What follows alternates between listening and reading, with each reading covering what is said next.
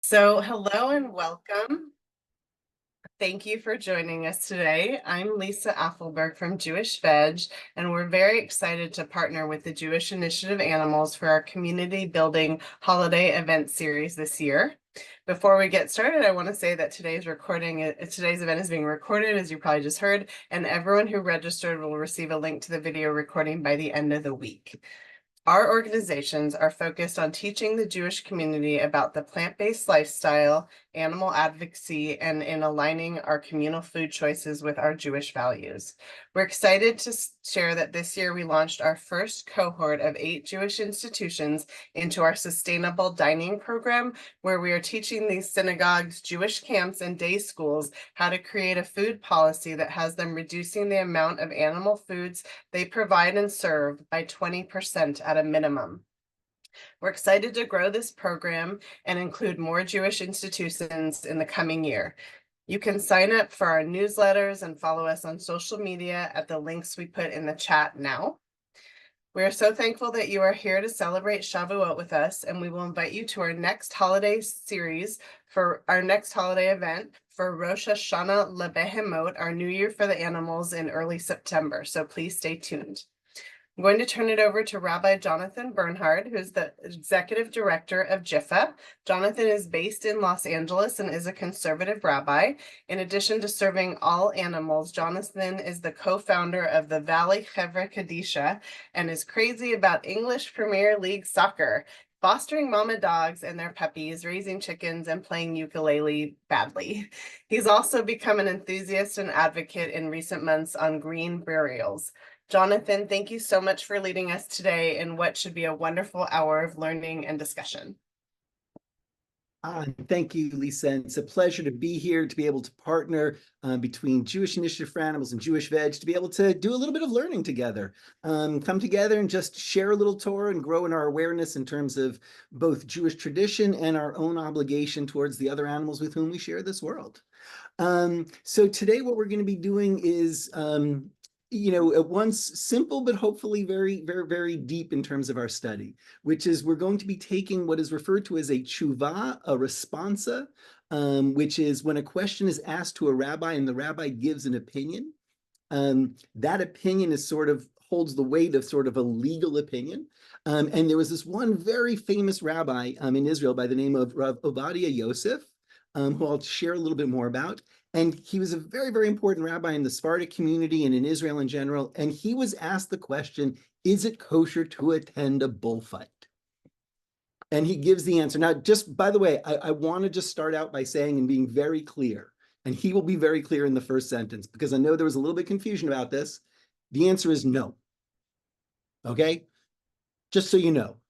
We're going to see it at the beginning, we're going to see it at the middle, and we're going to see it at the end. The answer is no, it is not kosher to attend a bullfight. That's not really the point, though, of our coming together, right? It's not just to get the answer, it's to understand where the answer comes from and what are the sources in Jewish tradition that inform this answer so that we ourselves are grounded in our work, in our own knowledge and our own tradition.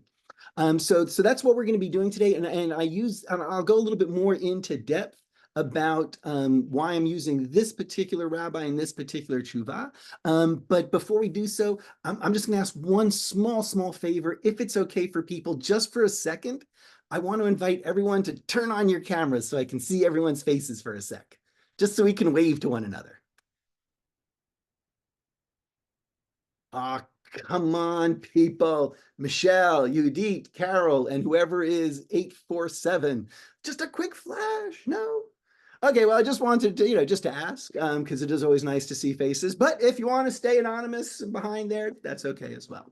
All righty, so for our learning, as I said, that we're going to jump right into, we're using this teshuvah, this response, this answer from Rav Ovadia Yosef. And oh, actually, I'm sorry. Before we jump into the learning, I forgot we need to say a blessing for Torah study. So if you'll excuse me for a sec, I'm just going to share my screen.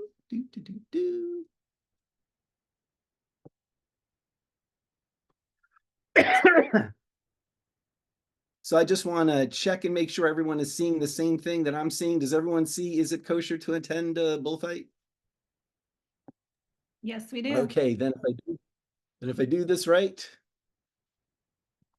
okay, maybe I'm not doing it right. The next, the next slide should be the blessing for Torah study. So excuse me for a second, because for some reason, the slide is choosing not to work. Let me see what's wrong here. Ah, there we go. Did it change? Yep. All right. So before we begin diving into our learning, let's just say our blessing for Torah study. I invite you to join with me if you wish. Otherwise, you may just say amen at the end. Otherwise, you may just listen and have a quiet moment of reflection as we sort of move from our morning, afternoon activities into a little bit of sacred time and studying. Baruch atah Adonai Eloheinu melech haolam asher kitshanu b'mitzvotav v'tzivanu la'asok b'divrei Torah. We acknowledge you, God, as a source of our life and are grateful for opportunities to come together to learn and to grow. Amen. So, a little about Rav Ovadia Yosef and who he was. He was born in 1920, and he became an incredibly important leader in the Sephardic community. I shared just a few salient notes. He passed away on October 7th, and in the New York Times, when they were writing about him, they noted that he was the leader of the Sephardic Council of Torah Sages, and this was the group that founded the Shas political party. And so in politics, Rav Ovadia Yosef became very, very important because he was seen as the de facto leader behind the Shas political party, and his opinions often translated into political actions and policies that Shas put out there. And the reason why Shas was so important is that it represented many of the non-European Israeli Jews who were not included early on in the formation of the state of Israel and in the government as much. And they were they were very much the underdog, if you will. They felt they were sort of treated as second-class citizens. And Rav Ovadia Yosef really spoke to them and spoke for them. And so politically, he was a very important figure, but even more important than politically was his religious writings. And he wrote profoundly or prolifically and profoundly on a wide range of topics. And one of the things that he was known for were these responsa, these responding to questions of a halachic nature. And he was known for them because he was known to give very straightforward answers, very short. And what he would do is he would tell you the answer at the beginning, and then he'd give you all the relevant sources, and then he'd conclude.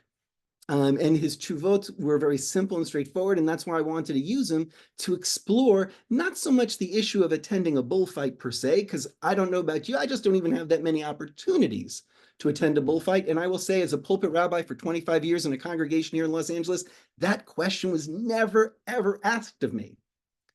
So we're not really studying necessarily because I think this is a question that many of us face, but we're studying it because the sources from Jewish tradition that Rav Ovadia Yosef uses are the basic core sources from our tradition in terms of understanding how it is we're to relate to other animals and what our responsibility is towards them. And so it's less about bullfighting, but more using this teshuvah as a way of just, as I said, deepening our own knowledge and understanding of our tradition on this issue. Also, just to give you a true sense of how important a figure Rav Ovadia Yosef was, at his funeral in 2013, 700,000 people came to attend, lined the streets, which, in case you were wondering, that's about 1/10 of the population of Israel at the time. Right? That I think is just it just gives is a tell to exactly the kind of the kind of influence and reverence with which he was held. Also, just so you know, I shared, and I'll be glad to share these slides. Come on. But here are just some resources on Rav Ovadia Yosef when we send this out that you can look up, both his writings, his history, some of his controversial comments, and so forth. So with that having been said, now let's actually get into studying what Rav Ovadia Yosef said.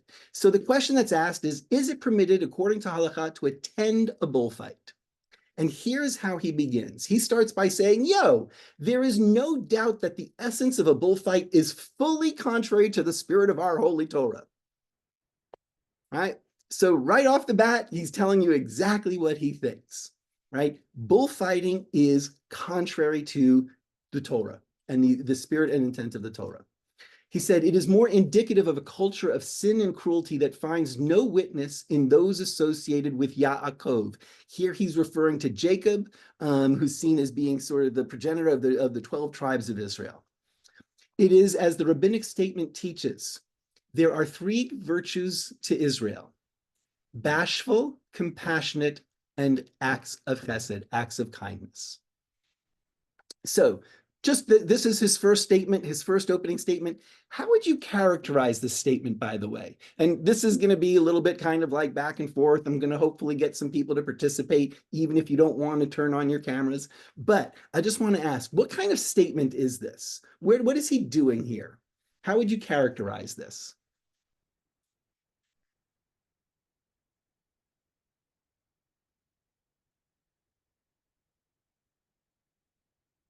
Is that not a good question? It's a statement of values. Thank you very much. So say statement of values. So what do you mean by that in terms of a statement of values? Do you mind, just expanding on that a wee bit?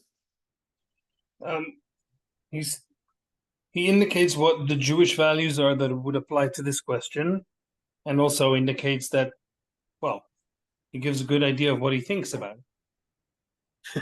Right? It's very simple and I appreciate what he's saying, right? This is just a value statement. This has nothing to do with law, right? There's nothing technical here. He's just saying, listen, as Jews, we sort of like to see ourselves this way. And this bullfighting thing is completely contrary. Everything about this is contrary to our values, right? Before we even start talking about the technicalities, I can tell you he says that it's wrong. I don't, it's almost like saying, I don't really need the Torah to actually prove my point here or to make my point. Right? I'm going to bring the Torah because I'm a sage and I've been asked a halakhic question. I'm going to give the sources. But first off, right out the bat, we just know it's wrong, just based upon the values that we embrace and the values that we're seeing manifest there. So that's the first way of looking at it. And then, having now stated very clearly that it's wrong, he will now prove, according to the Torah, why it's wrong. And he starts by saying the following: it is well known that the prohibition to not harm animals is Torah-idic. So I just want to, we'll just read the rest of this and I'll come back to it. The prohibition is what is behind the Torah command to alleviate the burden from a fellow's donkey when it is weighed down by a burden. And it is derived to be a biblical prohibition. And this he states in the Gemara, which is a section from the Talmud. Now, I just want to go into what he's saying here.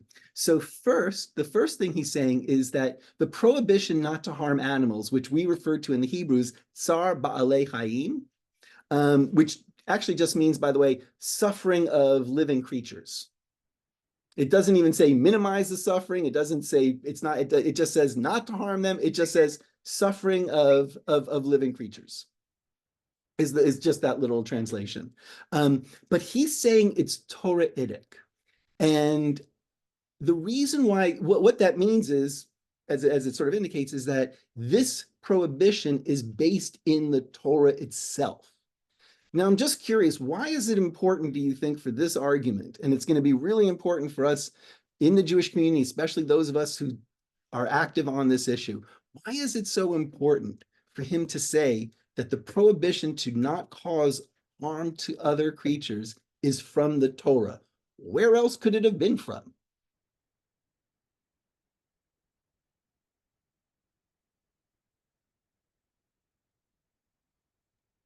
Talmud? I'm sorry? The Talmud? Right, exactly. Exactly, right. In other words, we have the Torah, what we refer to as those first 5 books of the Bible, right? And then we have also the Talmud.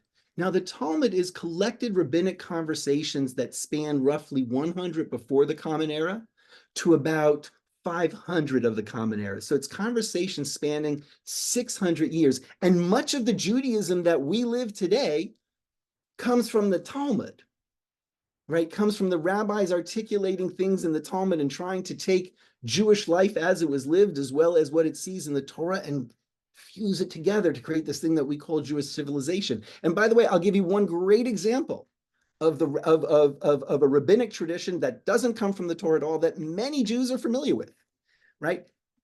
I'll ask it this way. How many people are familiar with the custom of lighting candles on Friday night? All right. Now, show me where that is in the Torah. It's not, right? And there's so many things, there's so many elements of our Jewish life today that come about through this interpretive tradition that we live in, and that the primary interpreters were the rabbis. So when Lisa says, oh, it could have come from the Talmud, from the rabbis, right? It could have, because so much of our Jewish life does. However, if we understand this as a game of proofs, a game of showing you have the better, stronger argument, which text do you want to quote if you want to win the argument? Do you want to quote from the rabbis and from the Talmud, or do you want to quote from the Torah? Which one do you think wins? Right? Torah. It's the Torah. Right? Torah is going to, if you say, well, I can show you in the Talmud where it says this, and someone says, yes, but I can show you in the Torah where it says this wins. Unless, by the way, this person comes back and says, yes, but I can show you where mine is found in the Torah as well. In which case, we have a problem. Or as they say, the agreement to agree to disagree. Or as the rabbis also say, oh, let's keep arguing, which is what they do for hundreds of years. So to say that preventing harm to animals, not harming animals, is from the Torah is not a small statement. It is crucial. And it grounds the work that we do and the things that we care about in the most fundamental way, in our most fundamental of texts. When we say that the prohibition to not harm animals is in the Torah, we're basically saying that that prohibition, tza'ar ba'alei chayim, is as important as anything in Jewish life. It's as important as keeping Shabbat. It's as important as giving tzedakah. It's as important as praying. By the way, the prayers that we have, also not found in the Torah. Just want to put that out there. But this prohibition is as important as all of them. Honoring your parents, tza'ar ba'alei chayim, same level of importance, right? Once we say that it comes from the Torah, it's grounding it in a way that makes it so fundamental to who we are.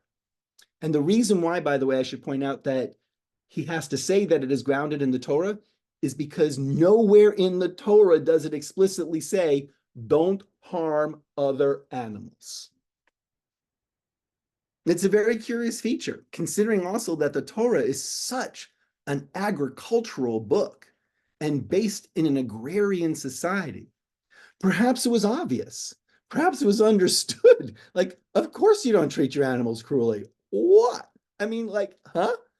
That it didn't need to be said explicitly. But it's known among rabbinic tradition, and it's noted early that it was not stated explicitly. And so what Rav Ovadia Yosef is referring to is a passage in the Torah which says, when you see your neighbor's donkey, or even your enemy's donkey, depending on which verse we're quoting, and that donkey, that beast of burden, is so laid down by his burden that that donkey has fallen over, you must go help that animal. Right? That becomes the key text upon which he says, this is why this comes from the Torah. And as I said, saying it comes from the Torah means that any other argument that comes up, right, is not by definition more important. We don't get to say, oh, that's just dealing with animals. Jewish tradition doesn't allow us to make that, to be that complacent here. So with that having been said, once he shows that it comes from the Torah, he's going to give several examples of things that prove that it's from the Torah, right? It's not just enough for him to say it. He's going to say, here, let me show you. And one of the examples he gives, and I don't quote it here because you'll have a chance to look at the whole teshuvah. It's one of the links that I put in the resource page. I just didn't want to take up the whole time reading the whole thing. So I'm just going to share with you that he'll take a piece of text from the Talmud, and he'll say, here, it shows that when an animal on Shabbat has fallen into a well, you can do certain things that violate rabbinic prohibitions of Shabbat in order to help that animal. And that just goes to show that helping an animal is more important even than certain commandments surrounding something like Shabbat, which goes to show this comes from the point of view of Jewish tradition, this comes from the Torah. And he's going to do this in a couple of instances just to show that his statement that it's Torah-idic is in fact based on tradition. Moving on, he'll say once he says that it is from the Torah, that you cannot treat an animal, you cannot harm an animal, he then will say the following. And here what he's talking about is when it comes to bullfighting. And here, they starve and afflict the bull before it enters the arena. And afterwards, they provoke and prick it with a weapon until it freaks out, bucks to gore with its horns. Right?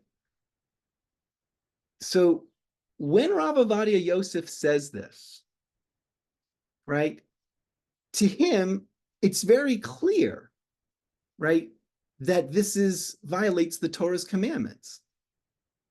Right?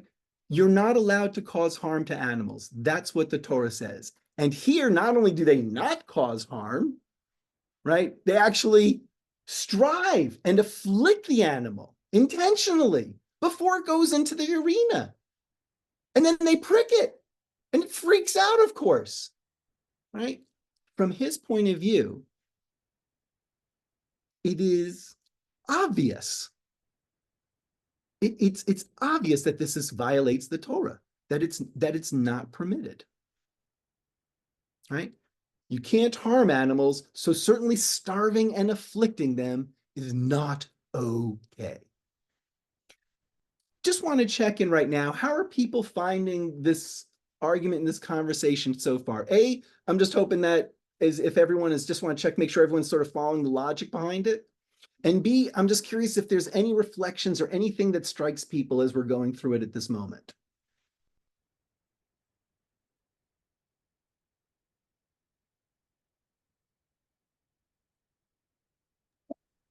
For me, it's just so sad the more we hear about how much we intentionally harm animals, and every time we learn, unfortunately, that's what we learn. Mm-hmm. One of the things that I just want to reflect on and just share back that I was struck by when I first was studying this text was how simple it is for him. Right? This is not complicated. Right? You're not allowed to harm animals. Okay. Therefore, anytime you harm an animal, it's not okay. So of course, with the bullfight, like it's just like what I find so interesting is that it's not at all complicated. It's cruel. So much, you can't do it. Yeah, so much so that it almost sort of begs the question: why do you even need to say it? And by the way, when we get down to one of the other slides, you're going to see that. He's not going to say it that way because he's a gracious person and he's there to answer questions that people ask. But there is that element in terms of his answer that you're like, it's pretty obvious, people. It's pretty obvious. And in fact, given that it's pretty obvious, what is at play here, do you think? Right? You can't cause cruelty to an animal, but that's not the question, remember. Right? The question isn't, can I cause cruelty to the bull in the bullfight? I'm not the one in the bull ring. The question is, can I even attend a place where the cruelty is going on? Right? Note here, he's not talking about a person who's directly responsible for the animal's suffering. He's just talking about whether you can attend it, right? So first he's shown very clearly, right? Yeah, according to Torah, like you said, it's not even a question. It's not even a question. It's cruel, right? And by the way, he gives one other, and I just shared this source because I just wanted to share these two sources of two more classic sources in Jewish tradition about how we are to care for animals and the important role that it plays within rabbinic Judaism. It also says here, and I think this is one that I'm curious, I think people have heard this before, that it's forbidden for a person to eat before feeding their animals. I'm kind of curious on this. Again, quick little show of hands, if you're comfortable, even just throwing it in the chat. People hear this one before? Yeah, okay. It's one of those things. It's a classic statement. You got to feed your animals before you feed yourself. And here, by the way, just so you know, this is the proof text, right? And they prove this from that which is written, and I will provide grass in your field for your cattle. And then the verse finishes, and you will eat, be sated, and bless. Right? So because, right, and this is the way the rabbis like to play with the text, because the Torah says, I will provide grass for your cattle, and afterwards, it talks about the person eating, being sated, and blessing. Because that was the order of the text, the rabbis, and I say this deliberately, chose to read it this way. They chose to read it as saying that you have to feed your animals first, right? It's really not what the text says. The text just has the order. The rabbis create the meaning here. And I would suggest that they create this meaning because from their perspective, right, the role of the responsibility of taking care of the creatures for whom we're responsible is so important that we must see to them before we see to ourselves. And we can't just say, oh, they're animals. No.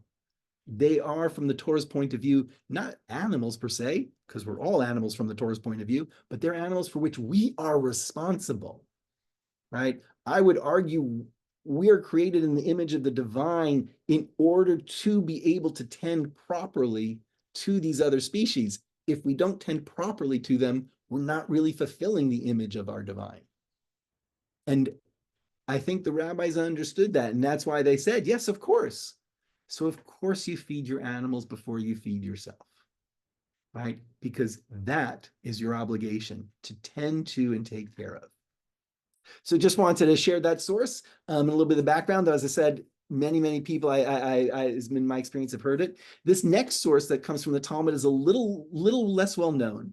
And it says, and the Gemara, and by the way, just to explain a technical term, the Gemara is just one part of the Talmud itself. The Talmud is made up of two parts. One part's called the Mishnah, the other part's called the Gemara. As I said, it spans that 600-year period of time up to 500 of the Common Era. And it's just, as I say, it's rabbis talking.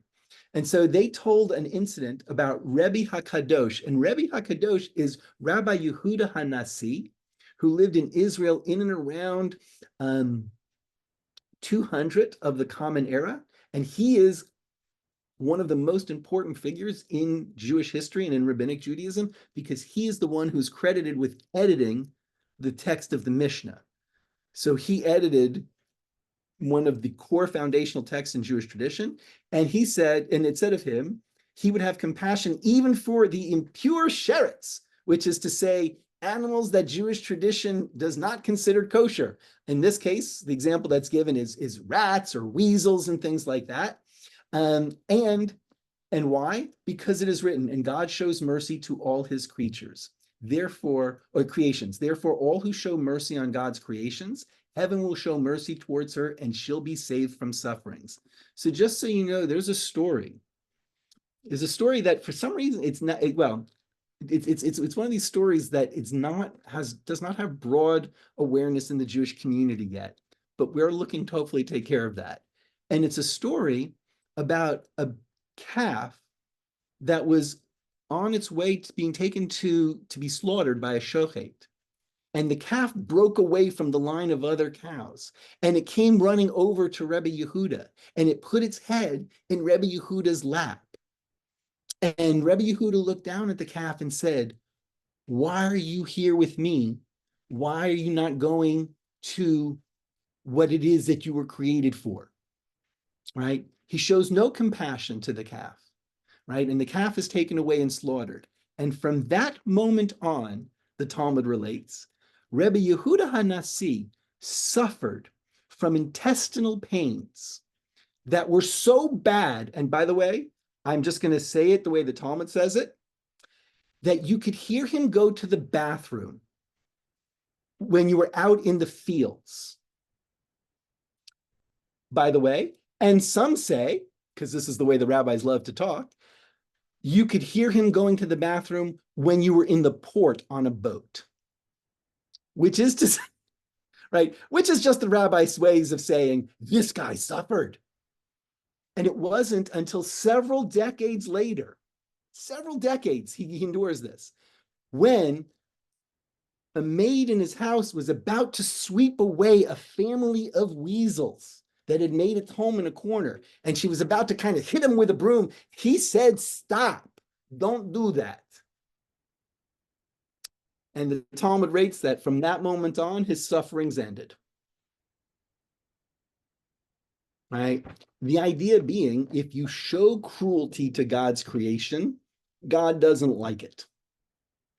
And then it comes back to this verse, as it says, and God shows mercy to all God's creations, implication being we who are made in the image of the divine and are called upon to walk in the ways of the divine, we too must show mercy to all of God's creation.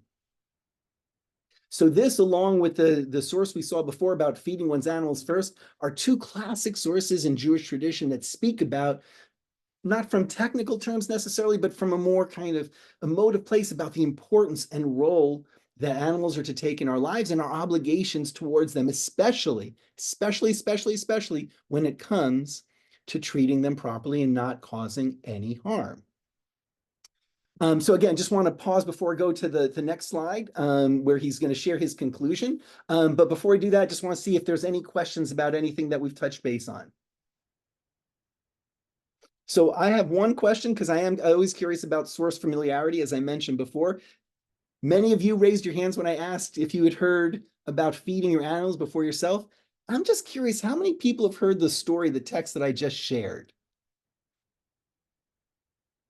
Right? It's curious. I want you to know that as part of my job in my pulpit, I told stories every Shabbos, every Friday in the nursery school, right? And when you do that, you become a bit of a story hound, right? When you have to tell stories to little kids like week after week, you need a lot of stories.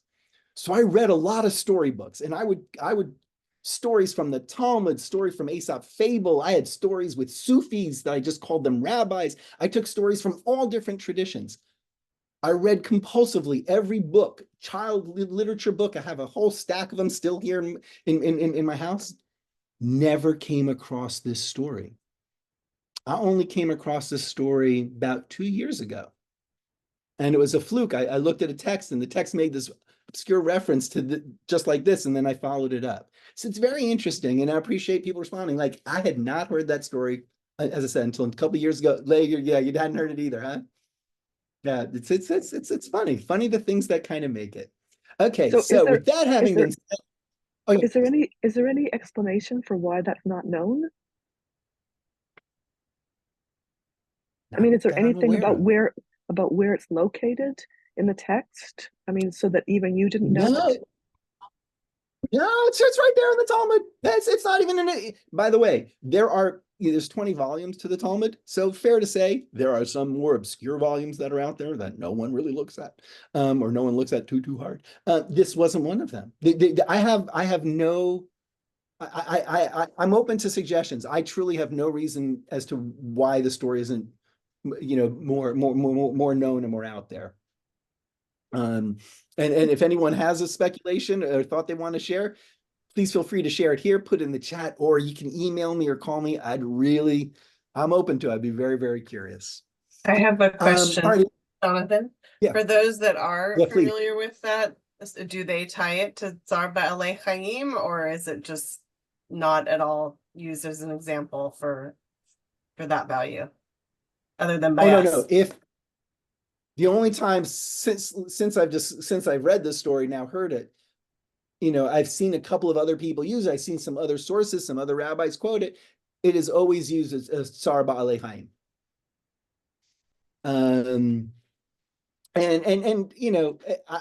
And there's part of me, look, for a while I was thinking, okay, so maybe just the issue of tza'ar ba'alei chayim, is just not on people's minds. People don't really think that much about the suffering of other animals. However, the one thing I will say is we do think of the suffering of animals. It's just very few animals really make it to our awareness, right? We think greatly about the suffering of dogs and cats and horses. I mean, like that suffering that we're focused on. Pretty much any other animal, it takes something really, really special. Something has to happen. The cow has to jump the fence and escape from and start running into the fields or running away before people will focus on what's going on behind the fences of slaughterhouses. Different kinds of things will come along, but it's yeah, like I said, I can only speculate. I really no good answer. Any other thoughts or questions before we move on? Just okay. If you may. It's funny you asked if I'd heard that story before, and I had, couldn't remember where, but I just looked it up. I grew up in Amsterdam, and there's a Dutch sort of like stories of the rabbis book that I got as a kid. In fact, according to the instruction, I got it from my parents when I turned 9, and it's in there. I was very surprised, but that's what I remember it from. It's really funny. Because it's the kind of story that wouldn't usually make it into an anthology, especially one that's, at least somewhat focused on kids. It's very interesting to me that. So, I got here in my office. This is not all of them, because some of them I'm using for things. These books. These other books. Yeah. I got a lot of kids' books and stuff. I couldn't find it. It's so weird. It's so weird. And I think it's brill that it's in yours. Yeah, surprising, but it's there. It's funny. Anyway. Right. But even as you're saying, surprising, right? Yeah, it is surprising. No, it's like the question, I don't know your name, that you asked, like, is it about the place? No, it's about palatability. It's like the story of Judah and Tamar. Kids don't know it. It's right there in Genesis, but no one learns it in school because it's not something Hebrew school wants to touch with a 6-foot pole. Right? Right. So just to bring everyone on, make sure everyone's on the same page. The story of Judah and Tamar is complicated, and among the reasons why it's not spoken or not taught, at least in religious school, until after 7th grade, or at least 7th grade on, is because Tamar is Judah's daughter-in-law, and because of certain biblical things, Tamar feels she needs to sleep with Judah and disguises herself as a prostitute. You can understand why we don't talk about this one in religious school too often. But you would think that this one, not containing such salacious material with Rabbi Yehuda and these animals, that even then it still might. I mean, because look, there's definitely things we don't teach in religious school. But yeah, no reason for this one. I said I can come up with. So, but thank you, Gidon. Thanks for sharing that. Anything else? Any other comments before we move on? Okay, so to our last slide. The question then is it, again, coming back, is it permitted according to Halacha to attend a bullfight? Therefore, and by the way, I just want to point out, I don't often do this. I don't often change text, but I did bold it and make this opening line bigger. That was me. That was me. Therefore, for the wise, it is simple. Right? Leah, this goes to what you're saying right before. You mentioned, like, does it even need to be said? He's like, no, actually, if you have any chachma, you have any wisdom about you, it's actually very straightforward. For the one who enters the stadium to watch a bullfight and pays a required entrance fee, he becomes an accomplice to a destructive person. He also becomes one who gives assistance to another who violates transgressions, which is in fact a transgression itself. Right? And this is his conclusion. And let's just kind of take this apart a little bit and also sit with its implications. As I noted before, what's at play here is not whether or not bullfighting is kosher, right? It's not. It's clearly not. This one is, can you attend? Right? And when he says, therefore it is wise and simple, it's important to realize that he's saying that not about whether bullfighting is kosher or not. That is bloody obvious. Right? That's not really the main issue here. The issue is, to what extent am I, in fact, both responsible and tainted by the system if I support it? That is what's at play. And so what he is noting here is, not only is it obvious that bullfighting is not okay, but attending a bullfight is not okay. Why? Because you support the cruelty, right? And being an accomplice is also a sin. Right? That says a little bit more than just whether or not bullfighting is kosher or not. Because now he's talking about, what are our responsibilities towards those systems around us, which by our attending and our participating, we're not neutral, we are in fact supporting it. And he will say, not okay. Any thoughts or responses to that before we kind of play with the full implications of it? But everyone get it? Everyone good with it? First, I'm kind of curious, do you agree? Right? He's laid out his argument. And by the way, nowhere in his argument does it say, does the source say attending a bullfight's not kosher. The Torah never talks about bullfighting, right? What the Torah says is that you simply can't be cruel to animals. Right? So he's applying this in this way, and he's saying, not only is the bullfight a problem, but attending. I'm just curious again how people process that or think about that, and if people agree with it. Oh, absolutely. I mean, yeah. I mean, you're complicit if you're paying a fee or not even paying a fee, but the fact that you're attending is encouraging it, supporting it, essentially participating in it, even if you're not the one who's actually doing the fighting. Mm-hmm. Yeah. I mean, the bullfighter's not going to do it just for himself. He's doing it for an audience. Right. Right. So you're very much in agreement with Rav Yosef here, which is, listen, attending, even if you're not the one doing it, doesn't get you off the hook. Absolutely. Now, Right. I agree with this, and I wonder if there's sort of a similarity. Some people say, well, I didn't kill the animal, therefore I can eat the meat and all, but here too, you're an accomplice to a very negative thing, and with all the violations that eating meat involves to Jewish teachings. So you see sort of an analogy there, or connection? I would say very much so. I would say that it might even be the reason why I chose this text to study. Right? Because what it raises for us, right? I mean, look, there's several implications from this for us to play out. Look, like you said, it was simple with the bullfighting and it's simple with the attendance. As you know, on both issues, you're right. It's just very clear to him. And Richard, in terms of what you're saying, the question then flips to us. Okay, now let's take it out of the bullfighting arena, if you will, and let's apply the same thinking about tza'ar ba'alei chayim, about the prohibition of harming other animals. And let's also then take not only that, but the concept that he puts in here, right? That even if I'm not the one harming, but I am somehow supporting it directly or indirectly, I am implicated in that suffering, right? Let's take those things and you start applying it as you're doing to the food system, the industrialized food system we live in.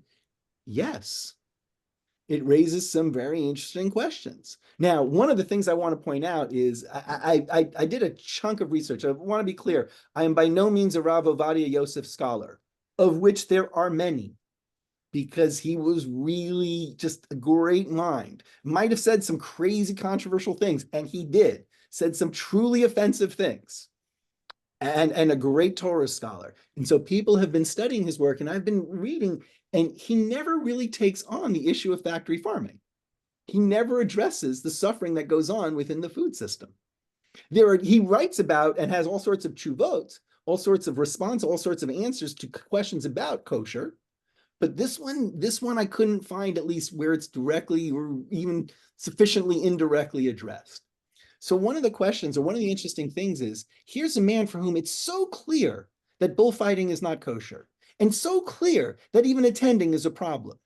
And yet he can't bring that vision and that clarity to look at the industrialized food system and begin evaluating, right? Everything else is very clear to him, but this is seemingly opaque, right? And that's a problem. And look, I'm not knocking Rav Ovadia Yosef on that. I'm simply pointing it out. That's a problem that we see all the time, right? I think I mean, where I sort of see it is, you see this, as we were sort of noting before, this incredible concern for the suffering of dogs and cats, for example. But then it's like, it doesn't seem to extend beyond that.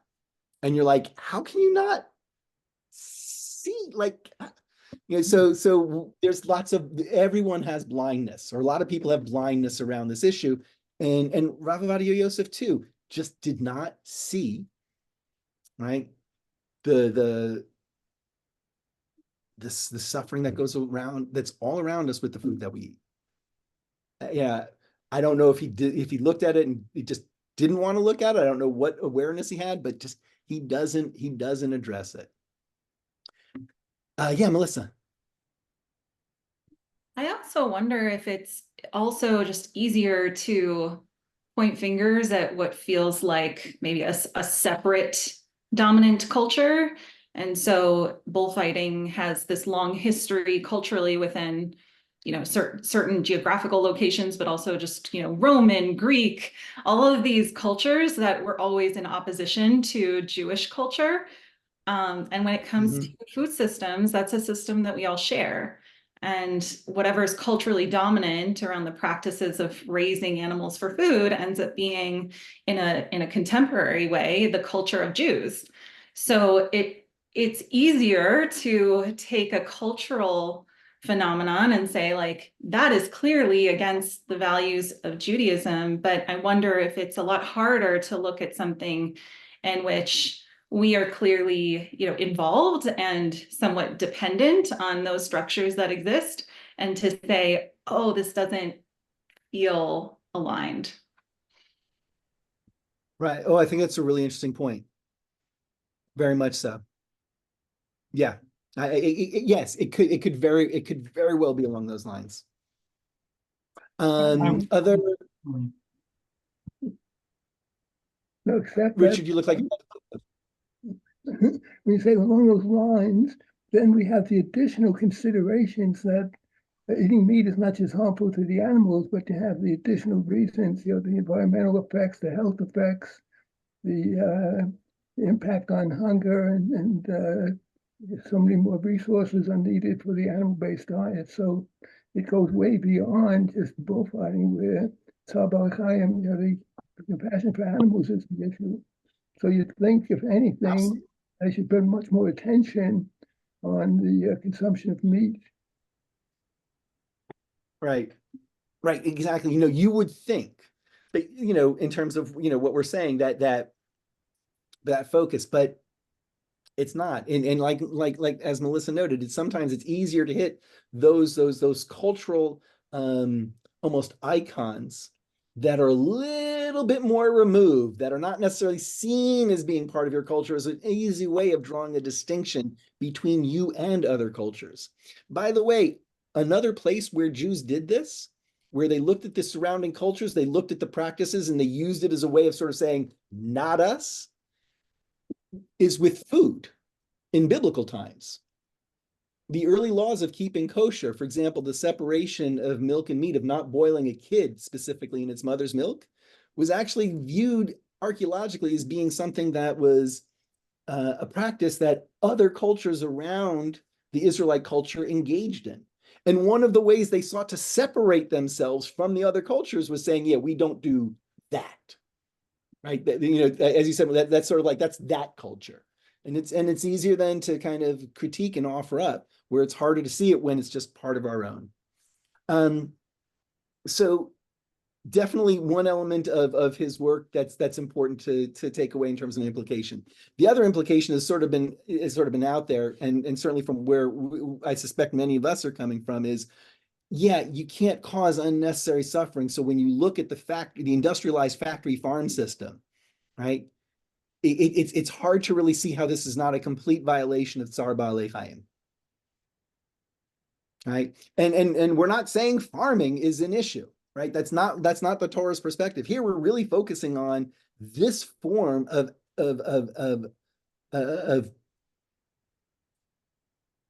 having and owning animals and controlling their lives that is unacceptable because of the amount of suffering that it brings. And one of the things I think is interesting is the word is tza'ar ba'alei chayim, which means suffering. It doesn't actually mean cruelty, right?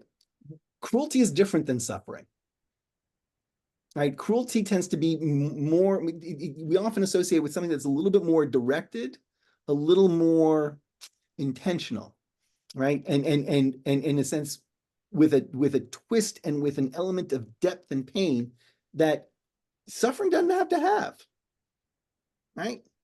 Right? There are different words in Jewish tradition for cruelty. This is just suffering, causing suffering is unacceptable. So certainly cruelty and the things that we see going on in factory farms would certainly fall under this, but he doesn't see it.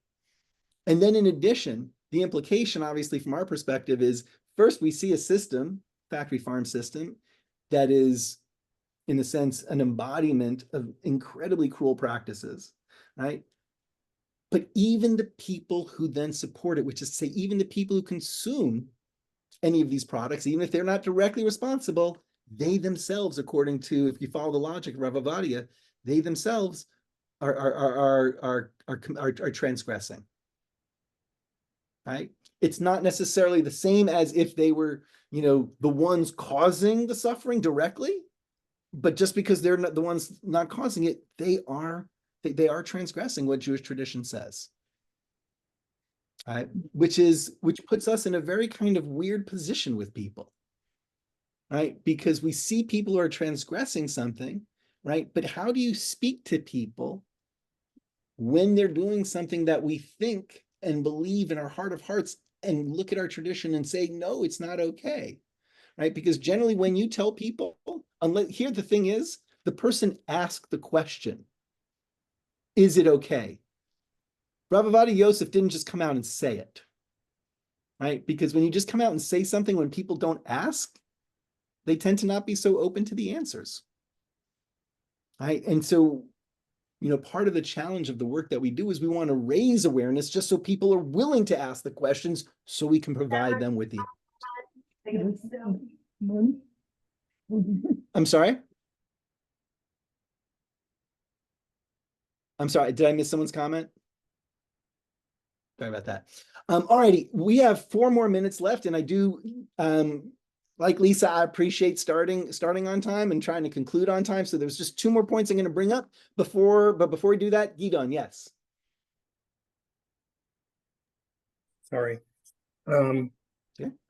I would just go back for a moment to that source that you quoted about Rabbi Yehuda Nasi, who said to the calf, go do what you're supposed to do, what you're created for.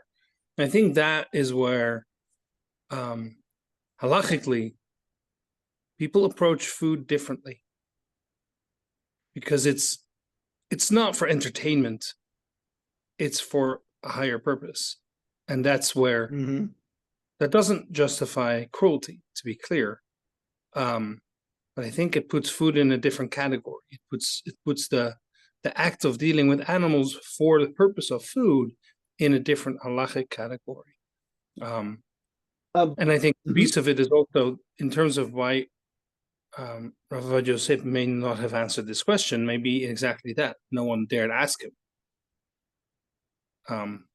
That could maybe, and it is a and it's a very fair point in terms of, here we're talking about entertainment, right? Whereas one is talking about food. But as you noted, either way, the presence of the cruelty that's involved, at least in industrial factory farming, would still be problematic.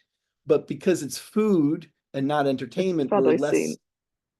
It's probably seen as a necessity. Right, and therefore you might think you can justify. Right. Well, that's what people do, is that, well, it's a necessity. Well, it's not. But yes, again, that's a matter of engaging people in conversation and in conversation, not in dictation or so forth, because again, that's not what people respond to, but in conversation to bring out the questions, to raise the awareness so that we can have an open conversation and hopefully begin changing minds and attitudes. Very quickly, I just want to share two little side notes on this teshuvah, just as derivative issues. So the question he'll answer very quickly on the side is, okay, but what about hunting? And by the way, according to Rav Ovadia Yosef, hunting, not kosher, right? Not kosher, certainly not as entertainment, right? Completely unkosher. It is, not only does it put a person in danger, but it's cruel. It's just cruel, and it causes the animal suffer. Not kosher. The other little side note I just want to mention is that he does talk about in this teshuvah, which if you read, you'll see, is he talks about zoos. Is it okay to attend a zoo? And his answer is yes. Now I know that is answer that others here we're going to have issue with. I'll just share with you his answer is one that I suspect many of us have heard before, which is going to the zoo is something that actually increases people's appreciation for God's creation from his perspective. And he actually tells this story about this rabbi who used to walk several miles on Shabbos, or walked, there was this zoo exhibit with these amazing lions, and he walked several miles on Shabbos just to go see them. Right? He offers as an example. Now, we are invited and open and totally open for people to disagree on that. I just wanted to share where he was coming from, to give an insight into his own mind. There are plenty of problems with zoos when it comes to showing appreciation to God's creation. I do understand that, but just to give you a little sense of him and his perspective. So my friends, we come to the end of our time, the end of the hour. I do want to just open it up though and see if there's any final questions, issues, or anything that anyone wants to bring up for anything that we've said or touched base on. What about dog mushing? Oh, don't know about dog mushing. I have a question. Yes, Kate. It said no hunting, and then you added for sport. Okay, where I live, people hunt elk and deer, and I stopped eating meat. I've been here 50 years, Northwest Oregon, Wow. because I realized I could not kill an animal. And so it had nothing to do with Rabbi's thoughts and ideas, it had to do with mine. And I feel that if someone is going to eat meat, they should take responsibility for killing. and then see how it feels. So most people I know don't agree with me, but they're not Jewish either. So anyway. Well, but I think, look, I think most people are not going to agree with you, Jewish or not Jewish, just because you're asking them to do something that is so incredibly appropriate and incredibly difficult all at the same time, right? You're saying be responsible. If you're going to take the life of the animal that you're going to consume, you should be the one to do it. You have to have that Yes. direct connection. Yes. Right. Absolutely. Totally understand that. And I honestly, I think within Jewish tradition, it doesn't say that, but one of the things about Jewish tradition is that in trying to make the taking of an animal's life sacred, even while it was being consumed, for a chunk of our history, all animal sacrifices, and which meant also where meat could be consumed, was done at the temple in Jerusalem. Right. And this was the rabbis, or this is Jewish tradition's way of trying to keep something that can spin out of control and become something that's cruel and unnecessary and commonplace, to try to infuse it still with the sanctity that it deserves and requires. Does that make sense? Because it used to be the only place you could get meat was at the temple. Yeah, it's a good rationalization, and I see it. It also depends where you live. I grew up in Brooklyn. We don't go around killing animals. But where I live now, with a 10-acre farm and wild animals everywhere, it's a different story. So, right. Very much But so. Jonathan, Very much hunting for food is permitted or is not permitted? Hunting to eat? Hunting to eat is, right? Is permitted, right? If it's a necessity, right? But it has to be a necessity because you're putting yourself at risk, right? And a person putting their life at risk for something that is not a commandment, is not necessary, is not required from the point of view of Jewish tradition, there you're violating, go back to what I said before, there you're violating something that the Torah teaches, right? And unless you have a really good other Torah quote that justifies it, you're essentially going to be told it's not kosher. Whatever that action is, so yeah. So because it's not necessary, most Rebbeim that I'm aware of would be like, yeah, you don't do that. But when necessary, yes. And that's because food is different than entertainment. My friends, any other questions or thoughts to share?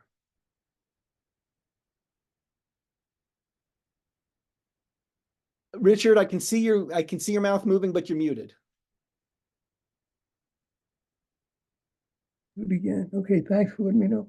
It was just announced today, I think, that the past May was the hottest May in recorded history. And the amazing thing is that makes 12 consecutive months that all broke temperature records, starting with June 2023. So I'm wondering, I want to commend you and Lisa and Melissa for setting up such program. What do you think of a special program about the impact of our diets on climate change? Oh, I think a program like that is important and necessary and essential. The challenge that I would find with it is offering the program easy, right? You and I could teach that class right now. We just turn on the Zoom, boom, and go teach it. Getting people to come to it, that is the challenge. And so it's trying to create the kind of relationships and structures and outreach that makes people open to and hearing that, because the implications of my diet is affecting the climate is really hard, because people like to do the easy stuff, right? Relatively speaking, it's easier for me to buy a new car. It's easier for me to kind of go public transportation. It's easier for me to install solar panels in my house. That's easy stuff. And here in California, it's easy to recycle because our recycling is actually totally useless and the laws are absolutely crazy and it makes no difference whatsoever. All that stuff is fairly straightforward. It requires very, very little of me. But when you start connecting climate change and diet, all of a sudden, climate change is not such a problem. Okay. Right? Because people know we'll know where we're going to go when we make that connection. And when it comes to diets, we know when it comes to food, this is the hardest thing to talk about. My experience as a rabbi is this is more difficult to talk about than talking about Israel with people. And that's saying something, right? Yes. So, so Richard, offering the class is there, but I think it's just a matter of figuring out how to get people to come to it. Right. Okay, somehow we have to get into the picture that there's so many plant-based substitutes now. They say have the appearance, texture, and taste so close to meat and other animal products that even long-time meat eaters can't tell the difference. And there's done many tests like that. So I agree with you. Yeah. It's really amazing to me, though, when every day in the news there's floods, and it was over 50 degrees Celsius, which is about 126 degrees Fahrenheit in India recently. And every day there's floods in Kenya, Afghanistan, Brazil. So it's amazing that people can, be in denial about this. Right, it is, and that's why we do the work we do, and that's why we reach out on that individual level and on that institutional level. You know, we're into changing Jews and changing the Jewish community on this, because that's how we're going to get more and more people to kind of move with us through this. Thank you all so very much. Really, really appreciate you being here, the questions, the involvement, the participation, the support. If there's anything else that people want to follow up with us on, please feel free to contact me directly. Always glad to chat. And look forward to being able to share more learning. As Lisa mentioned, we have our Rosh Hashanah L'Behema coming up at the beginning of September. We're planning a big program around that. A whole bunch of different things we'll be sending out. And the other thing I just want to kind of throw out there is a little hint, which is we're going to be starting a book club. I read this book by Hannah Ritchie called The World Is Not Ending. Fascinating book about climate change, but also a tremendous amount, apropos to Richard's point, about the connection between diet and climate change, and just a really interesting woman, really great perspective. And we're going to be looking to sharing that in the coming months. We still just haven't figured out the timing. But thank you all so very much. Look forward to seeing you all real soon. Take care and have a great rest of the day. Thank you.